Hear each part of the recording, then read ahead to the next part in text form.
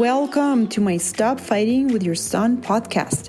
If this is your first time here, I recorded 4 episodes especially for you to help you eliminate the fights right away and start connecting with your boy as soon as possible. Go to episodes 54 through 59. I have 4 boys of my own, and I know better than anyone how much you want to have a good relationship with your boy and all the things that can come in your way. If you are a mom of boys, I am the coach for you. Let's go. Hello, everybody. How are you doing? I hope you're doing well. I hope you're not sick. I hope your loved ones are not sick. And if they are, I hope they're getting better. This, of course, being said in the middle of the last wave of the COVID. And everyone's getting sick around us. So I'm hoping you're well. So today's topic is worry, and I was inspired to talk about this because of my conversation with a friend a couple weeks ago, and she was being worried. So she had parents travel from abroad to visit her, and she just loves them so much. She loves it when they visit, and it's the best time ever for her. But when I talked to her when they were here, she was worried a lot about their return home. She was worried that they would not get their COVID test back in time. She was worried that they would catch COVID on the way back. She was worried that her mom will get sick. And so while they were here, she was worried a lot, and to such a degree that it was actually stealing her presence, her joy of spending time with them while they were here. And so when I talked to her, she just said she's spinning out in the worry, and she just keeps imagining these worst case scenarios, and it just keeps on loop in her head, you know. And so when I talked to her, I realized that her relationship with the worry is very different than mine. And I adopted my viewpoint on worry from my coach, Brooke Castillo. She taught me the best thing ever that helped me so much is that worry pretends to be necessary, but really it's super, super useless, okay? So as I kind of got used to believing that, every time I would have thoughts of worry, it became a habit for me to look at the worry as something that's not useful and to just leave it alone, as opposed to going down the rabbit hole and going down all the bad scenarios that are happening in my head and getting sucked in by the worry and staying in that state for way longer than I would like. And that's what I think a lot of people do. And that's what I think I used to do before I learned this from my life coach, is that just spin out in the worry and keep telling yourself the worst case scenarios that will happen in the future and keep them going over and over and over again. And when we are worried, we think we are being responsible. Like worry pretends to be necessary, and it does that by thinking, okay, if we think of the worst case scenario, we'll be prepared, or somehow it feels like we're going to prevent the worst case scenario, right? But the truth is, by us worrying, by us feeling terrible and scared, we still cannot prevent something terrible happening in the future. Like my friend worrying, she cannot prevent her parents from getting COVID on the way back. By her worrying, she cannot prevent the test being sent back on time. By her worrying, she cannot prevent her mom getting really sick. Unfortunately, right? Unfortunately, we all want the best for our parents, and I wanted my friend to feel good, and I wanted my friend's parents to feel good and everything to go well. But unfortunately, I knew that the worry was not going to help in any way the future, right? And I just knew that it was stealing her enjoying her parents being with her now. So that's how the worry is completely useless. It does not prepare you for the worst case scenario. It does not prevent it from happening. And it does not somehow make it better when the bad things happen. Because what worry is, it's your brain saying, hey, I know the future. I can predict the future. And by the way, the future will be terrible. So the best thing you can do now is start feeling terrible now before the bad thing happens. Do you see how this is completely a waste of your time? Because we don't know the future. I recently read in a book by Pema Chodron. She says she's a Buddhist. And I think one of her teachers said it, or she said it, is that whatever you think the future will be, it will be different. And that's so true, right? But our brain wants to be right. But our brain wants certainty, and it somehow always searches out the terrible case scenarios that will for sure happen to you or to your loved ones. And it like locks down on that, and it just stays there, and it starts spinning out. So don't let the worry be right, okay? So that's where the relationship to the worry comes in. You can have one relationship where you believe the worry and you let it spin you out, and you let it, and you give it a lot of your time, and you let it take your sleep, and you let it create a lot of fear in you, in your life, and you believe it and you take it seriously and you think it's something that's important. Or you can see it for what it is. Like the way I think about worry is, I imagine worry as a girlfriend that I have, and she's always worried. She's always worried, always about everything. Whatever you bring up, this girlfriend will find a terrible case scenario that will for sure happen, and she just wants to talk about it all the time. So if I think about it that way, I just don't want to hang out with that girlfriend, right? I just go, yeah, okay, right. And I just kind of want to walk away from her. I'm like, yes, you're right. Yeah, and that's enough. I'm like, yes, you're right. That's enough. Like, I hear you. There's a chance this will happen. But I don't want to spend more time on this than just this one mention. I don't want to stay and chat with you and have coffee and talk about this for a whole hour, right? So that's how I think about worry. I think about this girlfriend, and I don't want to spend much time with her. So I still have worry come up in my head, but my reaction to it is what creates this relationship that does not take a lot of time and gets me out of worry way sooner. At this point, as soon as I recognize that it's worry, I automatically detach from it. Because I'm like, oh, it's just worry. It doesn't mean anything. It's just nonsense in my head. My brain thinks it's right.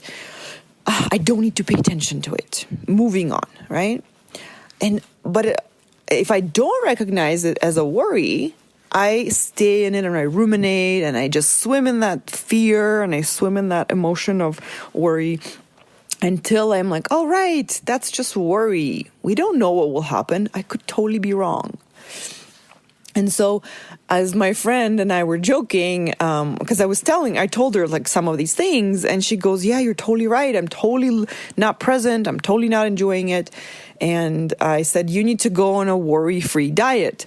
And she said, yes, can you prescribe me one? I said, yes, 30 days of worry-free. You can't be worried anymore because it's totally useless. And so do you need a worry-free diet?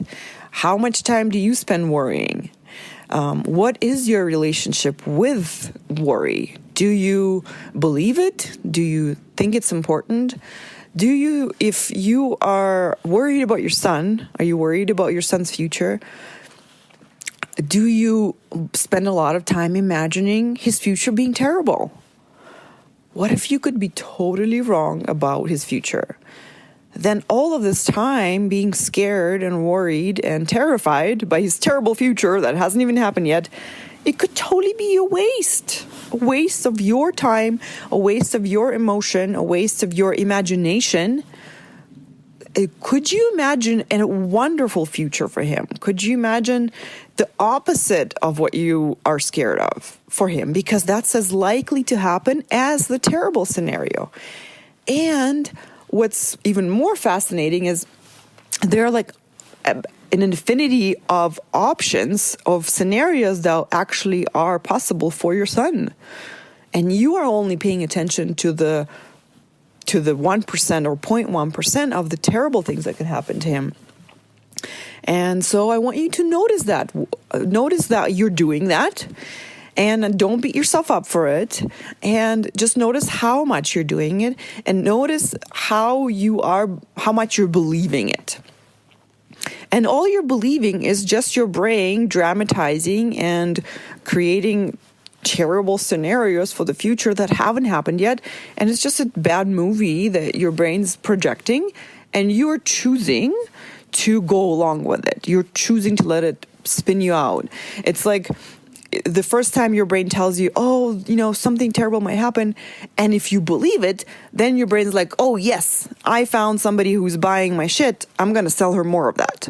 And so it keeps feeding you these terrible scenarios that you keep eating up. There's nothing wrong with that. We've all done that. I do that. If I'm not aware, I'm doing it. Of course I do that, right? But awareness helps me put an end to that. I'm like, oh, I'm just wasting my time with all this nonsense that's just in my head. So don't beat yourself up for doing it. Just bring awareness to it and ask yourself, do I want to believe this? Why? Why do I want to believe this terrible thing that my mind's telling me? And what do I want to believe instead? Like I do have some fears about my son's future, of course, as any mom will have fears about her kids. And I spent time getting to know them. And I've also spent time imagining different futures for them, which actually was very unnatural for me. So if you find that's happening for you, that's totally normal, because our brain is so habituated to imagine terrible future that when you tell it to imagine a good future, it's like, well, this feels like a waste of my time. Why would I prepare for a great future? I don't need to prepare for that. But the opposite is true. You need to wire yourself, wire your nervous system and your feelings and your thoughts for that amazing future, so that you can attract it, so that you can create it for yourself now and in the future, and not waste your time feeling terrible for no reason, right? So I was imagining different scenarios for my son, like what he would be doing, and I actually even played games with him, like saying, oh, when you're grown up, can we go skiing together and then grab lunch, right? This is what I would think. Okay, what would we actually be doing when he's a grown up? When he's fully grown up and that's his future. That's what I want to do with my son. I want to hang out. I want to go for lunch with him. I want him to call me whenever and we just chat and we say, oh, come over for dinner, or let's grab a coffee, or do you want to go skiing? And so I would talk to him about that, and I would ask him, do you want to do that when you grow up? And I would tell him, like, now I call my mom sometimes, and then I said, when you're grown up, you're going to call me all the time. And if I am not answering, that means I'm with a client. And as soon as I'm done my client, I'm going to call you back. And so I would spend time actually just playing out the scenarios, the days of what the future would be for both of us and for him.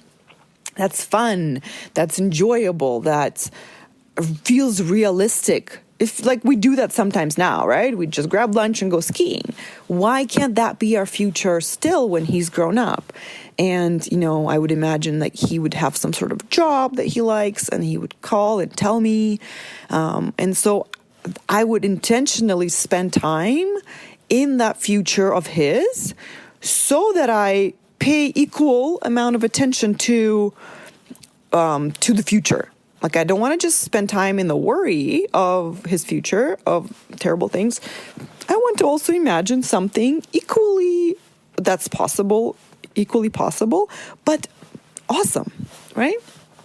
I want to encourage you to do the same. Is notice what you're imagining, projecting into the future for him and for you as his mom, and play around with it. Imagine crazy different things like traveling, meeting his girlfriends, his friends, like going away on vacation together. I don't know. These don't sound crazy, but they are just different scenarios of what will happen, right? And imagine him tall and grown up and handsome and all the things, right? Even if that's never going to happen, you would have enjoyed it already now, right? Do you see the point I'm making?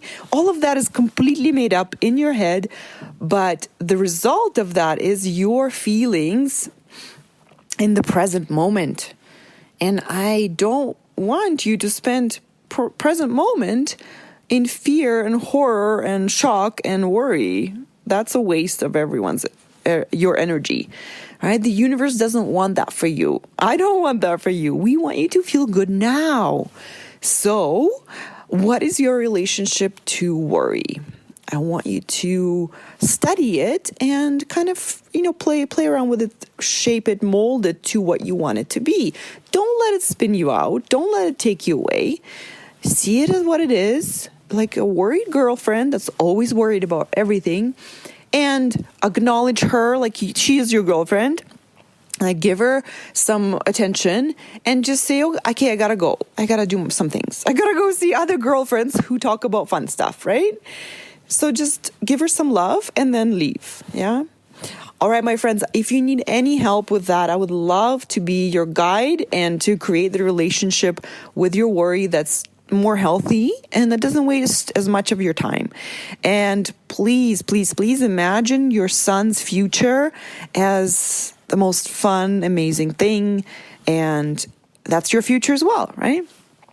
So I love you all so much and I will talk to you next week. Oh, if you do need help, you can always email me at Natalia@coachingnatalia.com, or if you want to sign up for my free first session, completely free, where I help you and talk to you about what's bothering you, how we can help you, what it involves, you can go to my website, www.coachingnatalia.com, and go to the sign up for a free session and just pick a time that works for you. If you don't see a time that works for you, just email me and we'll figure something out. Okay. All right, guys, have a great week. I'll talk to you next week. Bye.